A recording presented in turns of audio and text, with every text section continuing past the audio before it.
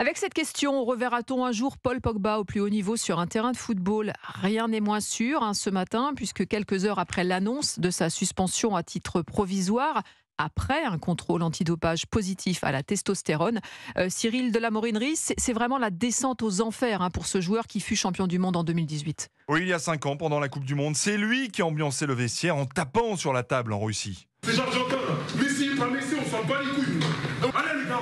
Mais depuis, l'ancien leader des Bleus multiplie les déconvenus. D'abord les pépins physiques, blessure à la cheville, Covid et surtout une opération au genou qui contraint Paul Pogba à déclarer forfait pour la Coupe du Monde 2022. Le milieu quitte Manchester United par la petite porte. Il revient à la Juventus de Turin, mais joue très peu.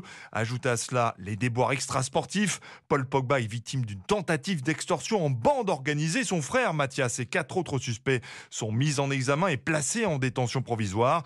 Et maintenant, c'est un contrôle positif à la testostérone qui interpelle, une hormone utilisée pour améliorer la forme physique, explique le docteur Jean-Pierre Fraioli, médecin du sport. C'est utilisé souvent chez les sportifs qui font de la musculation pour augmenter la masse musculaire, pour augmenter les performances. C'est beaucoup moins utilisé qu'autrefois. Maintenant, c'est qu'il y a peut-être plein d'autres produits pour se doper. Donc, c'est assez étonnant qu'il ait pris de la testostérone. Voilà. Paul Pogba risque jusqu'à 4 ans de suspension, synonyme pour ce joueur âgé de 30 ans de fin de carrière. Cyril Delamorinerie du service des sports d'Europe